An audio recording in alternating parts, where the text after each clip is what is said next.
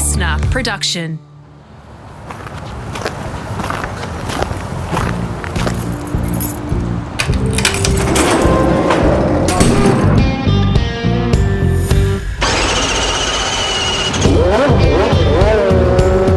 I'm automotive commentator and journalist Greg Rust, and this is Rusty's Garage.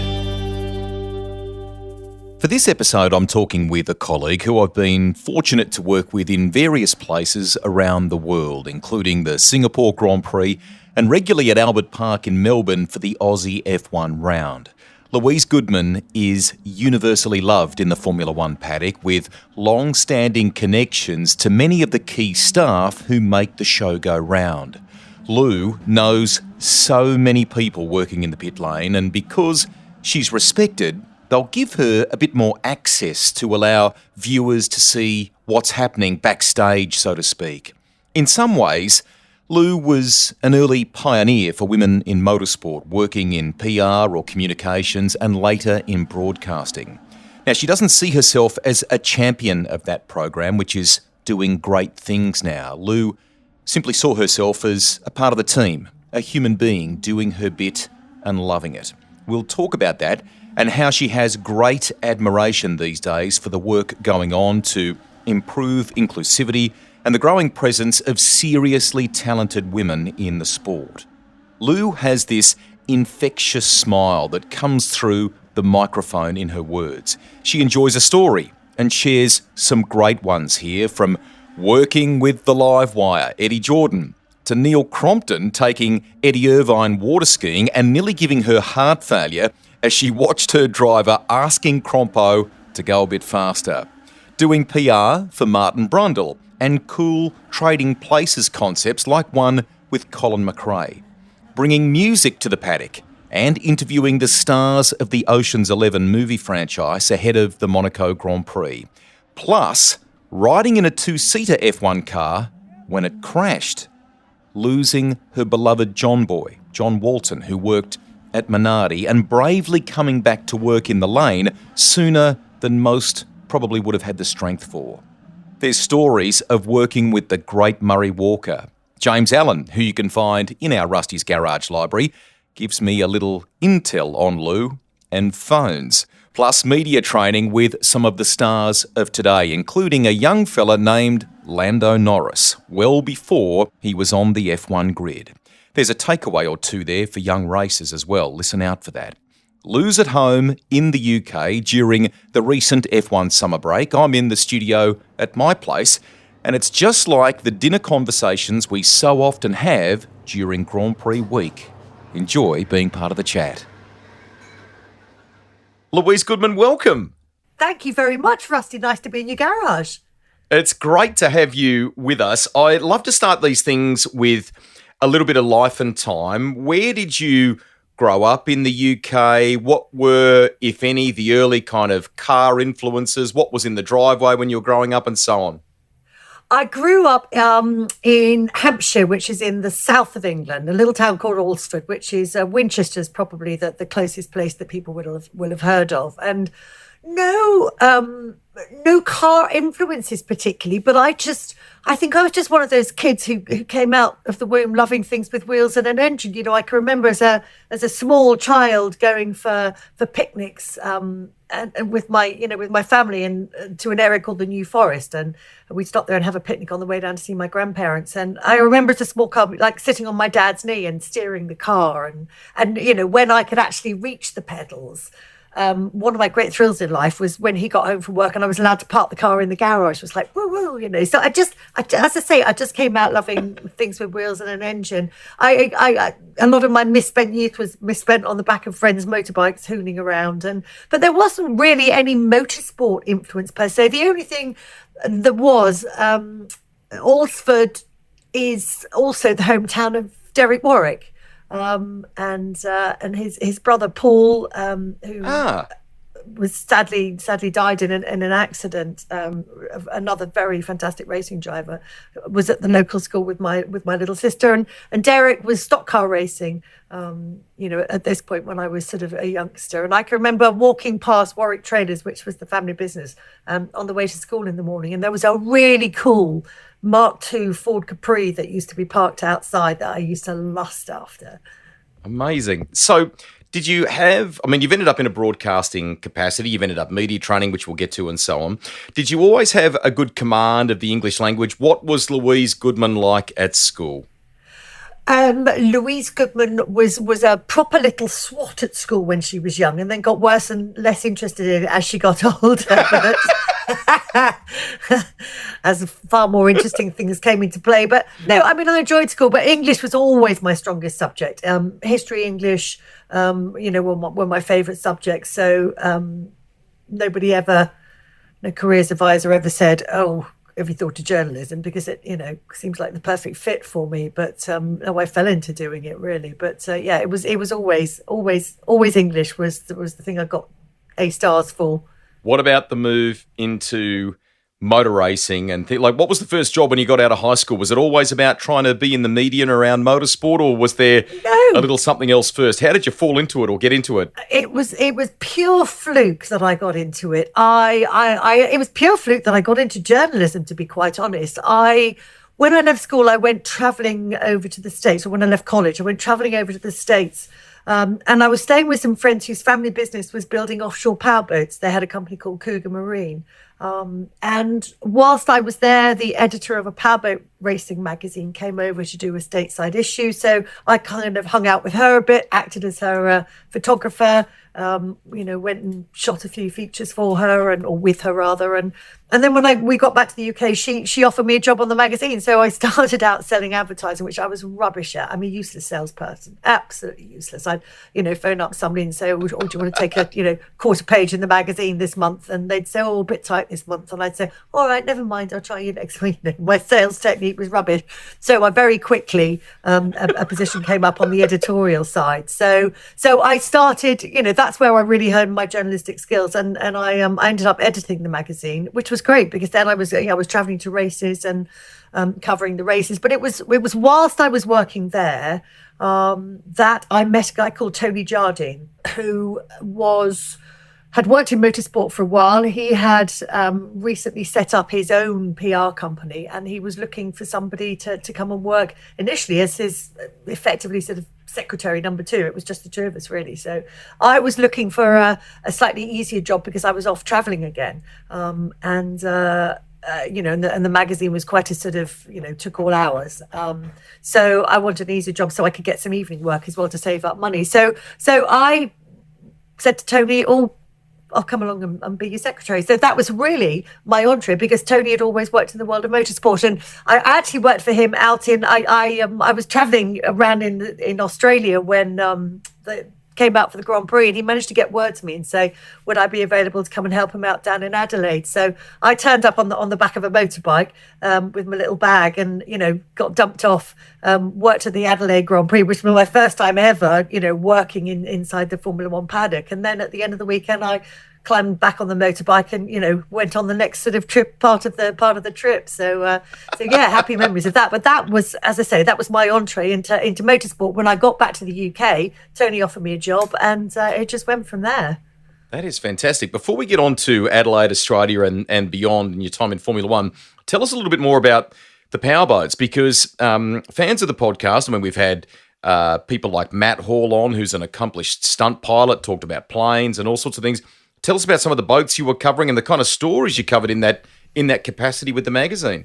It was a mixture, really. So we covered, it was called powerboat and waterskiing. It was the boats was really the side of it that I liked. We had a specialist waterskiing guy who did most of the waterskiing features, but we would cover offshore powerboat races. So probably the most famous one in this area is the Cowes Torquay. And we would cover inshore races as well. So I would travel to various different places around Europe to cover those races. It was interesting times. It was, it was very dangerous times in powerboat racing. When we lost quite a few drivers. across those years. And in fact, there was a lot of work was done on the safety. The boats were all open. They now tend to have a closed canopy on them. This is the inshore boats. Wow. But they were they'd got very quick, and they were basically the way that they were flipping. Previously, it had been thought to be best practice that the driver was thrown clear of the boat, and then that had got to the point where it wasn't working properly. So, and the drivers were being killed. So it was difficult times to be working in that industry. But I used to love it. I love the racing. I still love the smell of two-stroke. And also for me, with the inshore powerboats, they would start with a dead engine start. So they'd all be lined up, and there'd be that deathly hush as everybody waited for the whistle, and then an amazing just roars, all the engines fired into life, and off they went. So it was great times. Loved it. I knew you would be good at describing this stuff for this podcast. Fantastic. That's great that you've taken us there. When you were touring around on the motorbike, you love touring around Australia when you come down under for the GPs. You still do that now, visiting friends and so on. What parts of the country had you been to before you got to Adelaide? And what year, can you remember what year that was that you went to the Adelaide GP? That's crazy that an Aussie race was kind of your introduction. Yeah, thanks, Russ. You're going to really age me now, aren't you? Sorry. Yeah, cheers, mate. Cheers. Get you back for that one. Mid-age. Do you know what? I can't remember exactly which year it was, but I'd started so my best friend from school went out to Australia travelling and never made it home again. So it's been great every year seeing her when I was there. But this trip, I'd started out staying with her in Sydney. And then I worked my way up the coast. I worked in Airlie Beach. I worked on a diving boat in Airlie Beach, and then I went up to Cairns and up to Cape Tribulation, and then across to where did I go next? I went to Yulara, and then down to Cooper Pedy, and down to Adelaide, and so I had a good old look around. And on subsequent trips, as you say, it always makes me laugh. When I arrive for the Grand Prix, everyone's like, "Where are you going this time?" And I've been to places that some of the Australians that I'm working with out there, you guys have never heard of, and they're like, "Oh, where's Warren? Where's Warren?" Well, it's northwest of Dubbo. Okay, that's a long way. Where are you? You're an honorary, more or less, Australian in that regard. So, firstly, give us the impression. You were there with Tony, who many people around motorsport will know.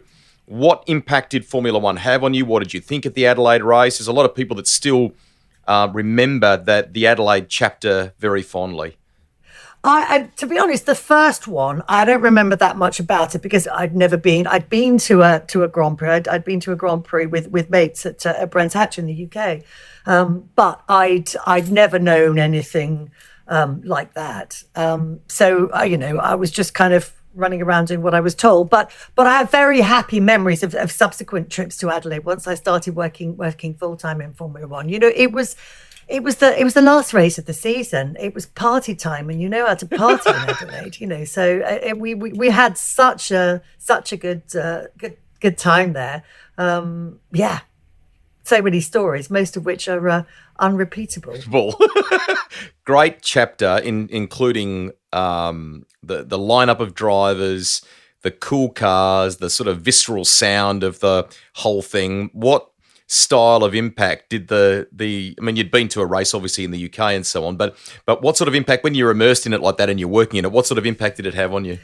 I think initially it was quite daunting because there weren't many women in the sport, and I was having to so my first job with Tony was looking after these sort of ancillary sponsorships with Camel. So Camel came into Formula One.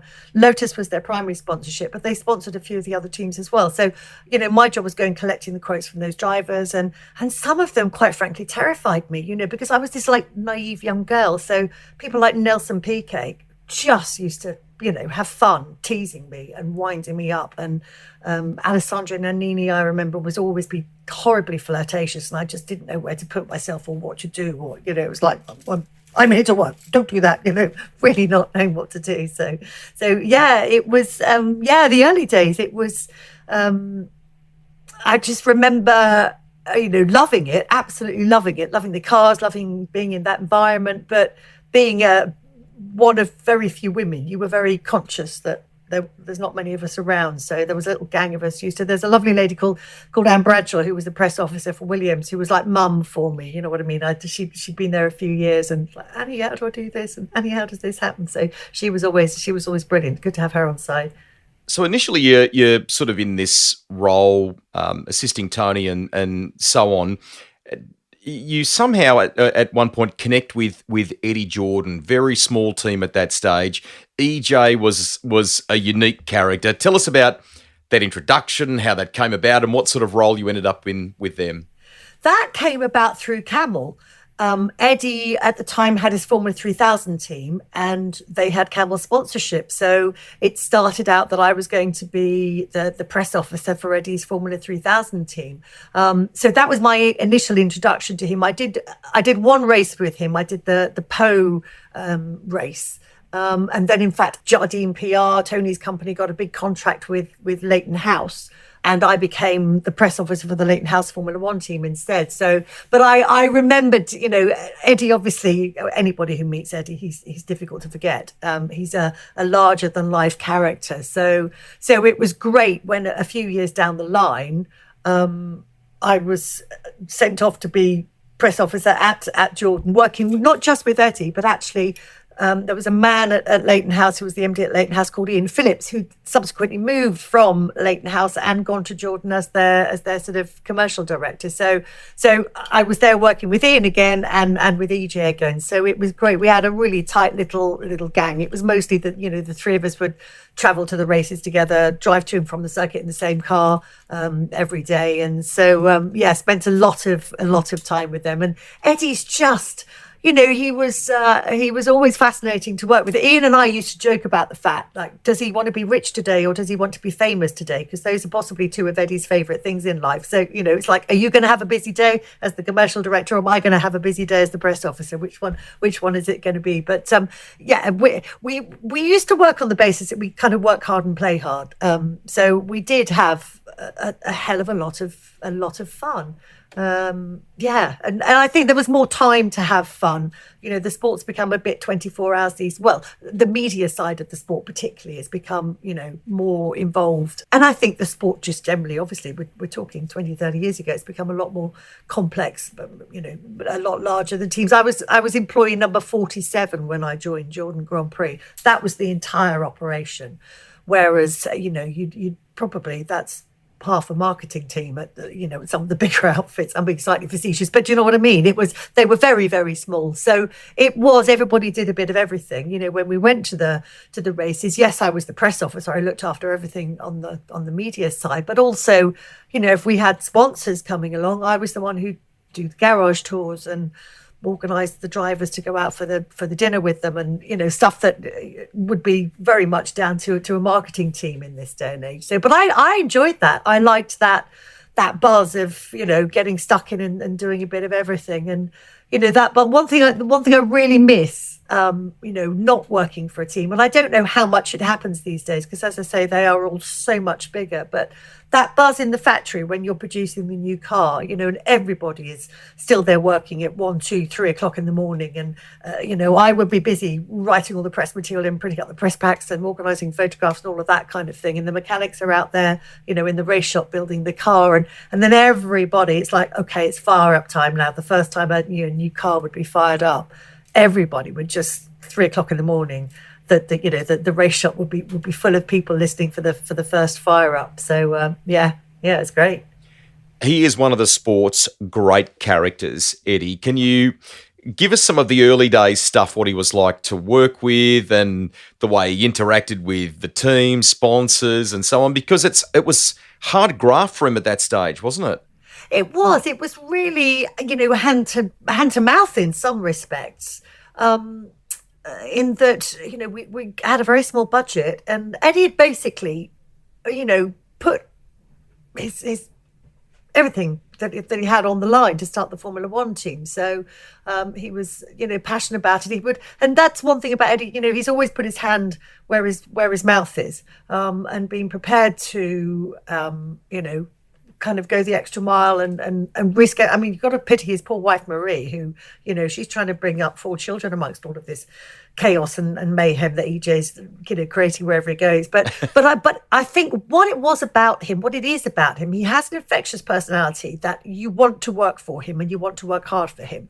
And, we would laugh about the fact that, Eddie would go off to his property in Spain over the summer and it'd be like, he'd literally just come and join us at the races and then fly back to Spain again. So yes, he was on the phone, but it was like, what are we doing? We're grafting away here. He's sunning, living it up in Spain.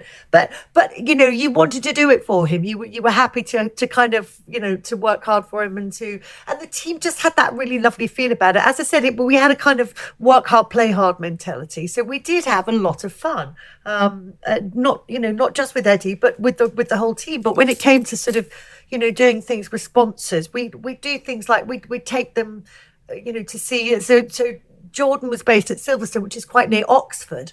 And every year at Twickenham, there's a rugby match called the Varsity Match. So it's Oxford versus Cambridge. So basically, we take the sponsors on there. It was an excuse for a brilliant day out at the rugby, quite frankly. But luckily, we had a couple of sponsors who really enjoyed rugby. So, and those were back in the days. It's got a little bit more complicated these days. You can't just take people out and get them drunk anymore. But certainly you could then. So we'd all bundle into a van and all head off down to watch the rugby. And we go to the horse racing at Windsor. We go and watch gigs, and all that kind of stuff. So it really was great. But Eddie could be. He can be incredibly disruptive sometimes. We'd be quietly working away in the office. And I sat in the office right next door to Eddie's office. There was myself, there was Lindsay, who was EJ's secretary, and there was the aforementioned Ian Phillips. And Eddie, if he'd just get mischievous sometimes. If he didn't have anything on, if he wasn't, busting a deal somewhere, he'd become a right pain in the arse. So he'd come in and start interfering and, picking things up on your desk and be like, Eddie, just put that down. His secretary, Lindsay, would say, Eddie, just piss off. Just go back into your office. You want me to find something? It was like, she talked to him like he was a child. If you don't sit down, I'll find you something to do and then you'll regret this. Don't get back in there. Just shut up and leave us alone. We're trying to work in here. And Eddie would skip off like a naughty little leprechaun giggling and then go off and interfere with somebody else in the, somebody else's job somewhere else in the factory. So, I just have so many happy memories. And he's still a mate to this day. That hasn't changed. I would imagine there's a little bit of music in there somewhere too, because he's properly into it and connected with some decent musicians too, isn't he? 100%. We would always have,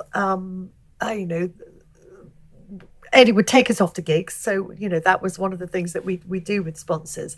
But also we had a lovely time. Chris Rea was a big friend of the team. Lovely, lovely man. And at the time we had a big area at the back of the factory that wasn't being used. So Chris basically came along and used it as a rehearsal space for his God's Great Banana Skin tour. So he and the band were set up in there, and that was brilliant because that kept EJ occupied. He'd disappear off there, and Eddie had his own drum kit out there as well. He plays the drums, so he'd go out there and bash away on his drums. But when Chris was doing his rehearsals there, he then, as a thank you, put on a special gig for everybody. So the whole factory came together one Friday night. We had our own sort of little personal performance from Chris Rea, but we used to at the British Grand Prix as well. They now, as so many races do, and in fact I always remember that was a big thing that happened in Adelaide. It now happens in Melbourne as well. But you'd have bands playing on the sort of Sunday night, and we used to at Silverstone. Back in the day, it's still not brilliant, but getting in and out of the circuit back in the day was just impossible. So we would basically have a flatbed truck that was set up that would drive into the paddock at the end of the race weekend. By that point, EJ had managed to smuggle passes and get people through the fence, and so most of the factory by this point was in the paddock. I can remember Bernie Ecclestone walking past at one point, and he's walking down the row of motorhomes, and he looked at, there's a few people outside Williams, a few people outside McLaren, 250 people outside Jordan, and Bernie just walked past and looked at EJ and just shrugged his shoulders and shook his head like, mate, how have you got all of those people in here? You've pulled a fast one here somewhere. But so we'd have this flatbed truck would pull in with a few musicians on it, and it was a few musicians from around the paddock. It started off as there was a brilliant couple of guitar players at Tyrrell, and there was a guy who was one of the tyre fitters, and so we put together this makeshift band. And a few of the drivers would get up on stage and join in. Johnny Herbert would always get up and sing "Go Nolly, Johnny Go," and Damon Hill is a pretty good guitarist, so he'd get up and join in as well. And this then gradually grew year on year. So before you know it, we've got Nick Mason playing the drums with Eddie joining in, and we've got really good. I can't remember his name now, but the bass player from the Pretenders would always be up there, and some proper good musicians would be up on stage. And it got to the point where all of the fans could hear this going on, so they were all trying to sort of get into the paddock so that they could enjoy the music as well. And at that point, Silverstone said, "Listen, we're gonna take this outside so that the fans can enjoy it and set it up." And they now have a massive, great big stage and big proper name bands playing on there every year. But it was always fun pulling that together as well. So cool. What about the cars and drivers in that chapter, in that part for you? We had so many of them. I mean, it was a hand-to-mouth existence to a certain extent. We were lucky. We had a couple of years when we had, big sponsors like Sasol came on board and were with us. But I remember we had almost a different driver in the car every race weekend, because that different driver would be bringing a load of cash along with them as well. So our car, it looked like a Christmas tree done up by a 9-year-old. It just had so many different logos. If there was a space, there'd be a logo on it, because, we'd even, we were talking about Adelaide earlier on, we'd come down to Adelaide and we had a pizza restaurant there became our sponsor, because that meant that they were providing dinner for the boys every night. So, so they'd have their logo all over the car. And so, we did loads and loads of little deals. And as I say, we'd have different drivers came in the whole time. But I mean, the ones that spring to mind, I remember when Eddie Irvine came along. In fact, I remember standing in the garage. There was a test at Silverstone, and I was standing with Ian Phillips, and we saw this scruffy larrikin walk into the front of the garage, and Ian said to me, "Who's that?" I had no idea who he is. I have no idea who he is. So Ian went over to throw him out, at which point discovered actually I'm Eddie Irvine, and I've come along to have a chat with Eddie Jordan. And it's like, "Oh, come out the back then, mate. I won't throw you out now." But, Rubens Barrichello obviously was with the team for quite a long time as well. But we had people like, Thierry Boots and a whole long list of Italian drivers, in the era of when they were sort of in for one race weekend and then out again. But no, we had some, and then the only driver who I always say throughout my entire career doing PR, I worked with one grown-up, and that was Martin Brundle. He was the driver at Jordan in the his last year of being a Formula One driver, and my last year working as a press officer.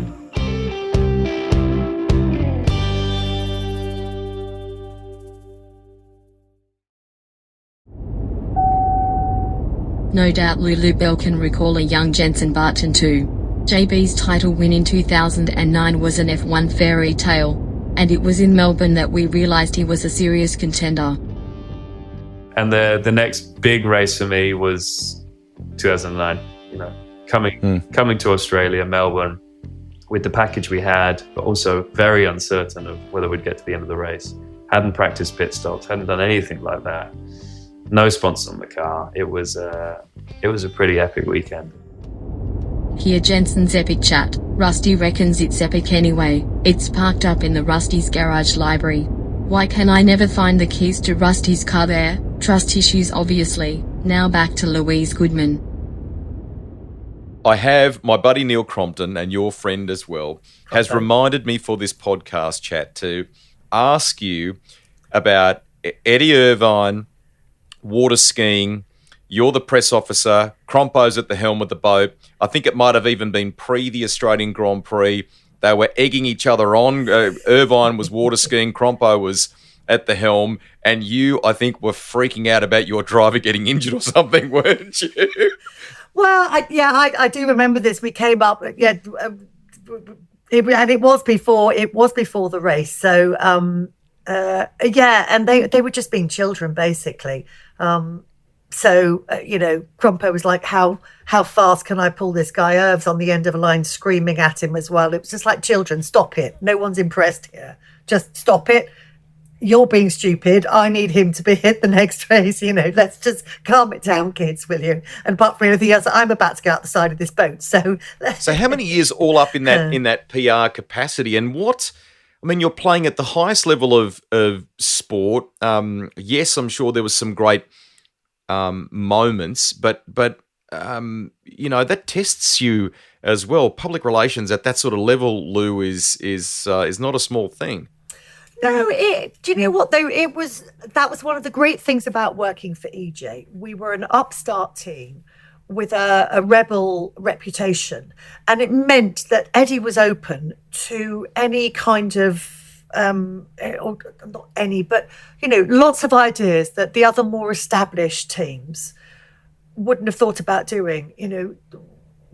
There was a television program over here in the UK, I think it was called You Bet, where they did various different stunts. So we basically ended up, and in fact, Gary Anderson, who was the technical director at the time, spent forever doing the mathematical calculations to see whether that trick where you pull a tablecloth off a table and to see whether you can, the cutlery and the crockery and everything stays on it, to see whether the thing was people had to bet on whether you could whip that cloth off with the tablecloth tied to the back of a Formula One car. So, so things like that. And we did it in the end on the third go, which was like going to be the actual take. We had 2 rehearsals and it failed both times. Gary was beside himself, had the calculator out doing the calculations about the speed we needed and how long the rope had to be and everything like that. And so, little stunts like that, that, as I say, other teams wouldn't think about doing. So it made it fun for me, and it meant I kind of had pretty much carte blanche to do these different events.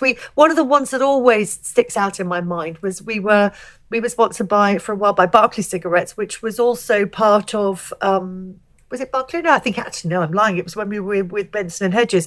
Anyway, it was partnered with 35s, who sponsored the Subaru World Rally Championship team, which enabled us to do it. So we did a cross drive. I came up with the idea of doing a cross drive. Let's put Colin McRae. And Colin had always wanted to have a go in the Formula One car. So I came up with the idea. Colin was like, I want to drive that car. I want to drive that car. So we put Colin in the Formula One car and Martin drove in the rally car. But that, Mark, the whole deal obviously is the drivers telling each other about their disciplines. That was part of the story.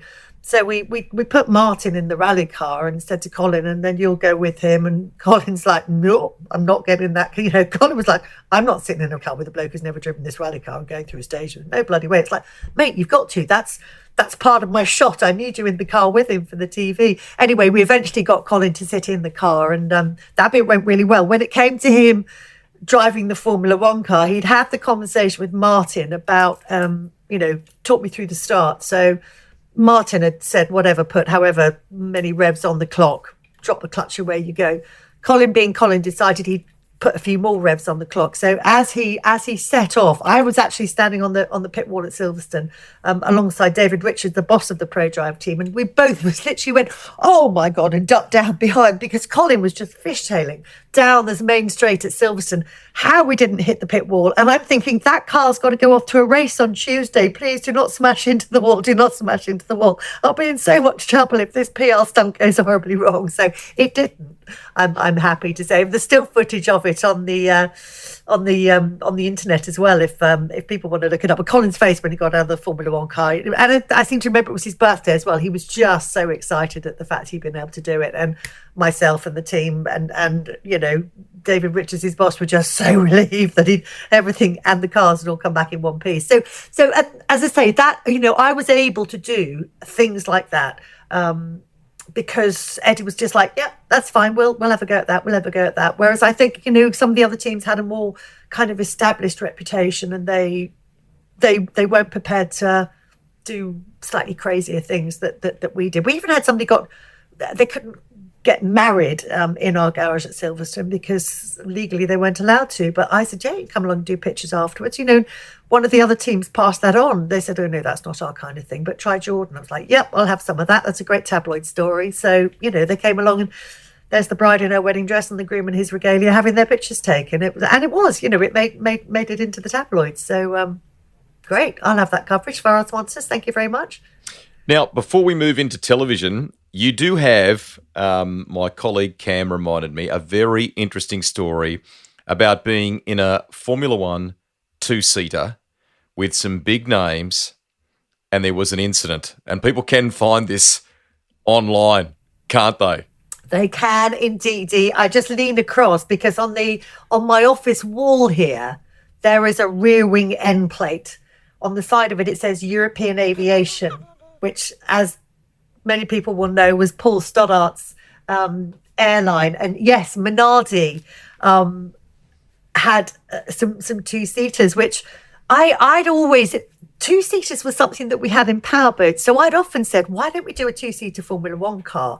It got poo-pooed. And then, a few years down the line, first of all, McLaren did one. And then, Minardi had this two-seater Formula One car. So, yeah, Stoddy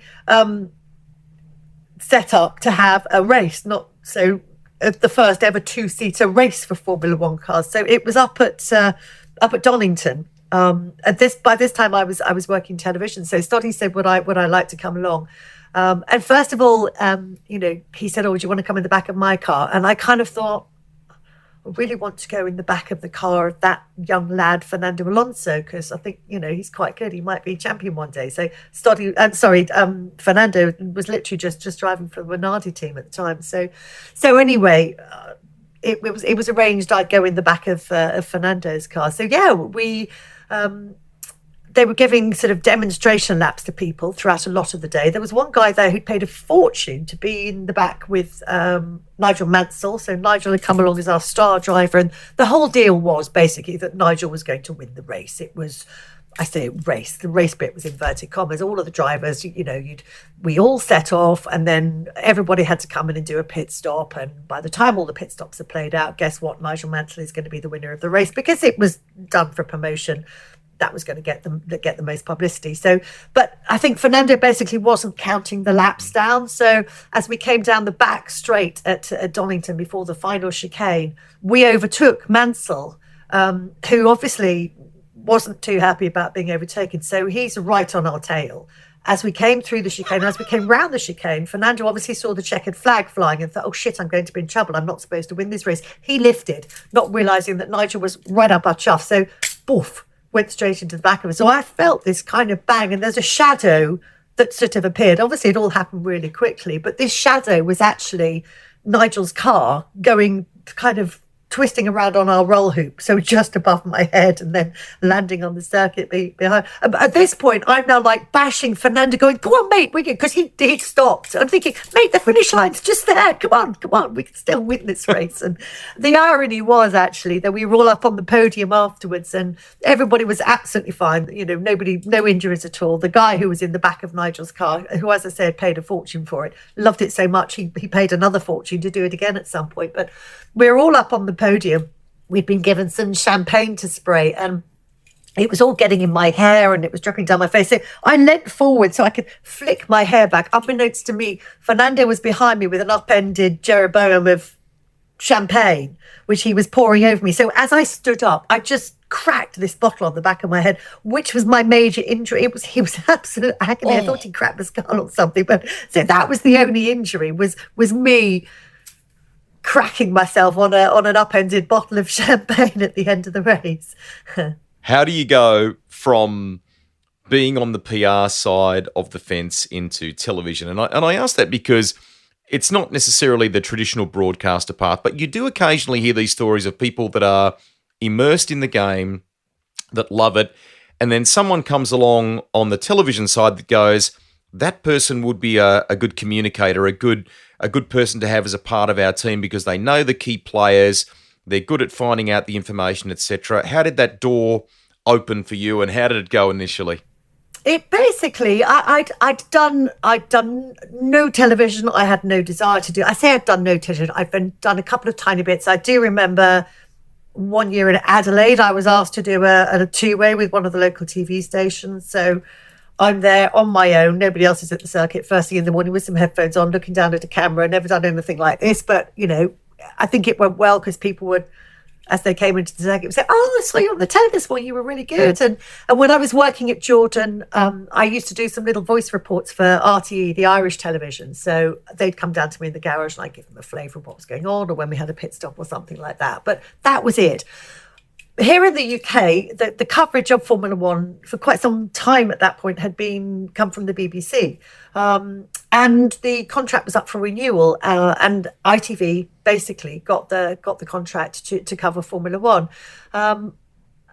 ITV, the commercial station at the time, was quite regional, so they didn't have a big centralised sports department. So they basically put out to tender 2 production companies to actually for a contract to actually make the programmes that they would then show on ITV. So I was approached by one of the companies that was putting in for a tender for exactly the reasons you say.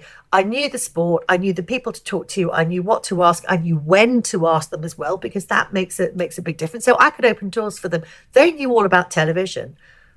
They needed people who knew about motorsport and who knew about Formula One. So that's why they approached me. And it was just an abstract concept initially. Do you fancy doing this?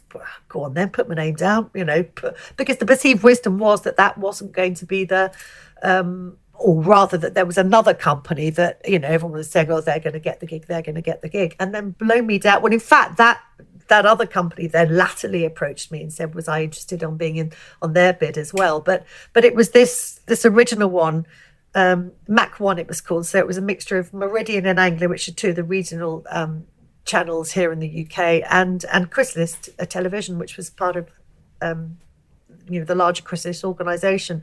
So they really put their faith in me, and as I say, they either took somebody who knew about television and taught them about Formula One, or they took somebody who knew about Formula One and taught them about television. And luckily for me, they went that latter route. And luckily for me, it was the Mac 1 bid that that ITV selected as being the one that was going to make the programmes. We then had a bit of a gap between that being agreed, and then they obviously had to go to Bernie to get his approval, to get all the passes that they needed, etc., etc. So there was a little bit of a gap before ITV were in a position to kind of formally offer me the contract.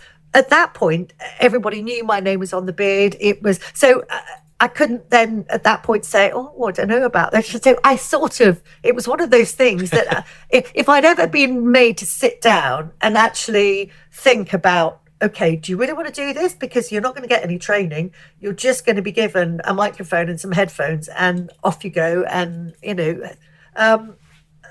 but as I say, by that point, it's like, yeah, Louise Goodman's on there. So it was sort of a fait accompli. So I'm glad it was that way, because I think it, and it was. I remember that first race was terrifying, absolutely terrifying. They said to me in one of the practice sessions, and, you'll know how it works in TV. They said, we just need you to walk up and down and give us something for level. I'm like, what does give us something for level mean? I don't understand. What do they mean? It's like, what do you mean? No, just talk.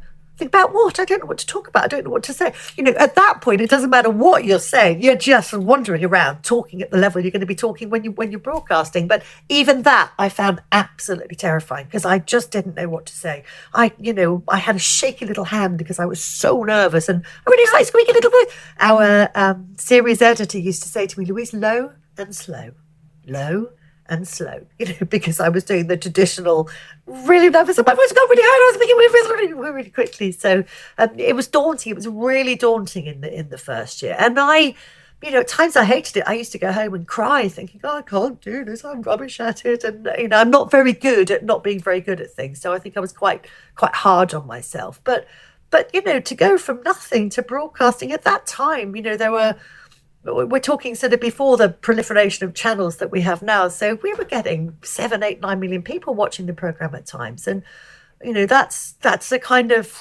that's a big number to be learning how to do something in front of, basically. Thank goodness, the people in the paddock knew me. The drivers were great with me, because they could tell I was really nervous. And they were, they were really, really kind. I can remember the look on Damon Hill's face, when I had asked him. He broke down, I think, or had some kind of incident on the lap to the grid. And when he finally got back in to the garage, he's like, did the classic. What happened? And he told me what happened. And I said, well, thank you. And Damon looking at me thinking, no, you're supposed to ask a follow-up question at this point. Just naive stuff like that. So it was scary times. Did you have someone that in the end could kind of help mentor you in that regard? And when did you do, because it's a game of kind of feeling comfortable in your own skin, because you are there being, as you said, with 9 million people or more watching and so on. At what point did it become something you were more at ease with? I tell you who was. I mean, I had a few people that were helping me out. James Allen, who was the pit lane reporter at the time. I knew James because he'd been a press officer for the Brabham team, and then he'd gone on to work with ESPN. So, I went out. He was the other pit lane reporter for ITV. So James and I went out, and he was great in terms of saying, ask an open question so people can't give you a yes or no, and, do this, do that kind of thing.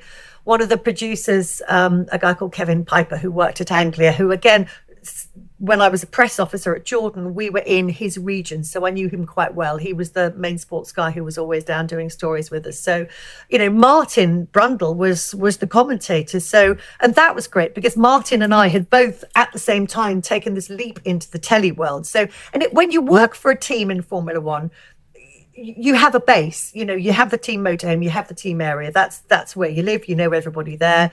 When you're suddenly, and you don't go into anybody else's motorhome, when you're suddenly working in the media, you can go into sort of anybody's motorhome, but you don't belong in any of them. And at the time, Martin and I didn't feel like we belonged in the TV compound either, so it was great that Martin was in a similar situation of like, oh gosh, how do we do, what are we doing here? How did this happen? Where do we go? Where can we, because it is an odd feeling. But I think I remember at the end of the first year, we had a team dinner at the Sunday night of the last race, and Neil Duncanson, who was the boss of the company, who, and bless him, he'd obviously taken a, big leap of faith in bringing me in. He kind of went round the table and had a few words to say about everybody, and I just kind of thought, okay, all right, I think I've sort of got this a bit now. 1 year under my belt, I'm starting to feel more comfortable. Of course, I'd then go off to, there was a big party that the whole load of team people were at from various different teams, and a rather drunk mechanic came up and said, oh, you're that girl who does the telly, my wife thinks you're shit. It's like, oh, cheers, mate. And I just go, but thankfully, having just had this pep talk, I was able to say, do you know what? I don't care what your wife thinks because my boss thinks I'm doing a good job, so sod you, toddle off, mate, and have another beer kind of thing. And it is, you know what it's like. It's quite difficult because we, as a broadcaster, you are there sort of in the spotlight is maybe too strong a word to put it, but you're there, you're visible. Everybody can have a view on how you do your job. We don't normally have a view on how people do their jobs, so it's a tricky one.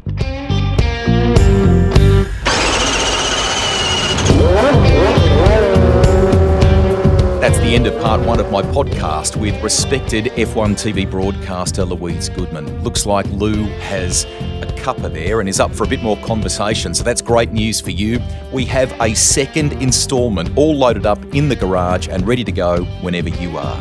Garnering the first interview on a very special weekend for the Jordan F1 team, and being there to talk to Lewis Hamilton when he claimed his first world title. Chatting to the Ocean's 11 stars on the grid in Monaco.